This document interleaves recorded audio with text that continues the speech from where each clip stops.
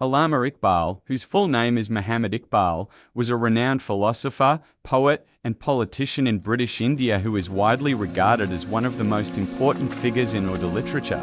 He was born on November 9, 1877, in Stalcot, which is now in Pakistan, and he passed away on April 21, 1938.